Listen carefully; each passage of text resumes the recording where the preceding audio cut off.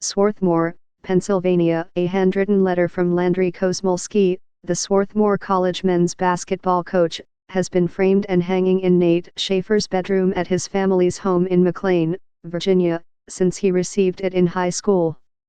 In forceful language, the coach wrote that Swarthmore, though it had not won a conference title since 1951, had never reached the national championship tournament and had just ended a streak of 18 losing seasons, would soon become one of the nation's best Division III programs, and that Schaefer would be a big part of it. "I'd say it's come true," Schaefer, a senior co-captain on the team, said of the letter. Indeed, Swarthmore is heading into the 64-team Division III NCAA basketball tournament, which begins Friday, as the top seed. The Garnet reached the championship game last season, and were 26-0 this season before being a stunning loss to 8th-ranked Johns Hopkins in the Centennial Conference Tournament final on Saturday. Swarthmore's ascendance has been both methodical and out of nowhere. The college sits about 15 miles southwest of Philadelphia, whose rich basketball heritage never trickled down to the idyllic campus. Athletics had long been looked at as a dalliance here, one that, if pursued too vigorously, might diminish a fine academic reputation. 20 years ago, the college dropped football. That season, the basketball team was 4-20. Swarthmore did churn out fine tennis teams, though. Into this environment, Kosmolsky, previously an assistant at Davidson College, arrived 8 years ago with a vision that his letter to Schaefer exemplified by the message, certainly, but also by the medium. In an age of immediacy, ruled by emails, texts, and Slack channels, Kosmolsky establishes relationships with recruits and lays out his program's values using what is for many a lost art, the handwritten note. It conveys a personal touch, but it is also a symbol of the foundation of Swarthmore's success, attention to detail in every aspect of the program. Players sprint from the film room, where they sit in the same seat each session, to the gym for practice, lining up their water bottles side by side. In alphabetical order, an assistant joked. A recent 1-hour, 40-minute practice was scripted with 21 periods and 2 45-second water breaks and run with the punctuality of a Swiss train. Freshmen coming in really have to be reprogrammed and almost have to learn to play basketball all over again, Schaefer said, nodding to Vinny D'Angelo, a freshman, who concurred. Coach would tape parts of the floor, D'Angelo said. As a point guard, that's where I had to get to, and if I was a foot off, it would be, Vinny, get to the stretch spot. The Garnet do play with flair. Ryan Ingram, a junior guard, has a nice Euro step, and D'Angelo's opposite hand finishes at the rim would draw nods on any North Philly playground. But they are personified by Schaefer, a 6'6" forward with crafty post moves lifted from a Kevin McHale mixtape. In a sport that prizes quickness, Schaefer operates at 3 speeds: deliberate, plodding and glacial, and later than sooner exploits his defenders' impatience to create space for a jump hook, a drop step or an up and under. "We're not the most athletic people," Ingram said. "We're smart and we get to our spots, and we execute properly because we work on those things every single day." Kosmolsky inherited a 3-22 team when he arrived in 2012, and one of the first things he did was briefly bench the program's career-leading scorer. Other players were cut.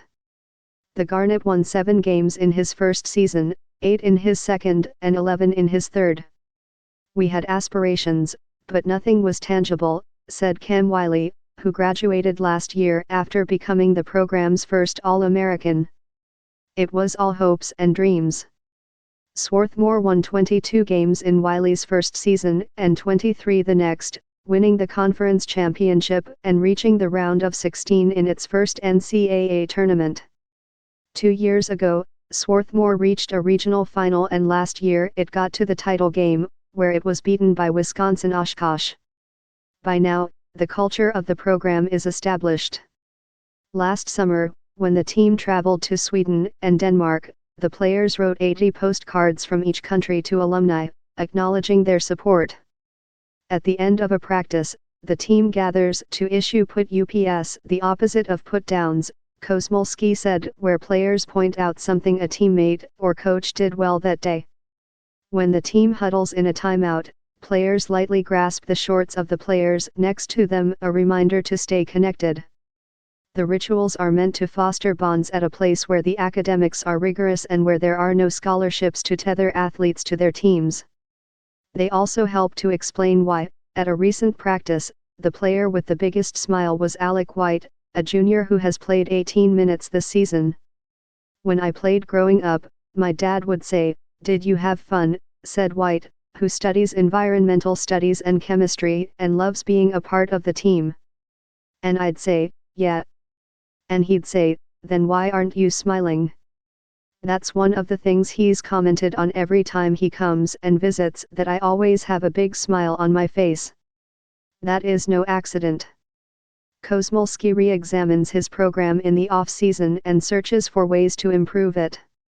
He came across a TED Talk by Sean Aker, whose book, The Happiness Advantage, lays out how positivity can lead to a more productive work environment. The old school mentality is, you grind it out and you figure it out, said Kosmolski, whose players write out weekly practice goals. After a while, you say there's got to be a better way. It doesn't mean you're going to win every game. It doesn't mean every day is going to be great. But it's a more optimistic outlook.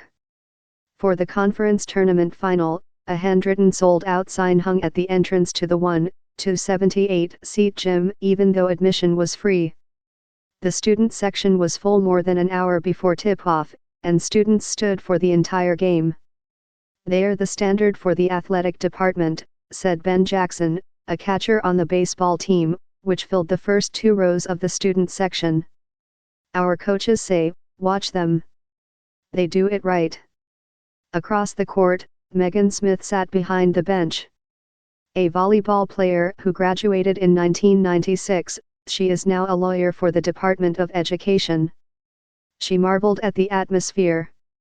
"I've seen more SWAT spirit tonight than I did in the 4 years I was here," she said.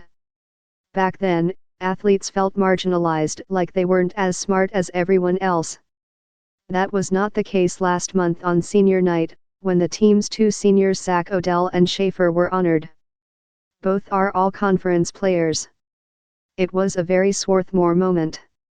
Odell was lauded for the 2 published chemistry papers he helped write. His favorite is, "Bovine serum albumin enhances silver nanoparticle dissolution kinetics in a size and concentration-dependent manner." And dozens of students from an elementary school where Schaefer volunteers came to the game wearing his uniform number. The game against Johns Hopkins was well played and taut throughout. With the score tied in the final seconds, Johns Hopkins guard Connor Delaney shook loose and rattled in a jumper, the last of his career high, tying 32 points as the buzzer sounded.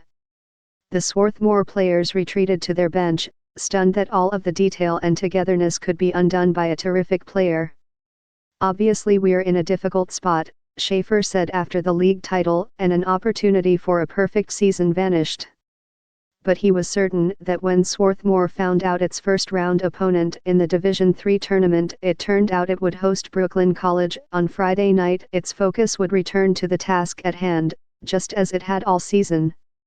"We can't dwell on this," Schaefer said, as if reciting the handwriting on the wall.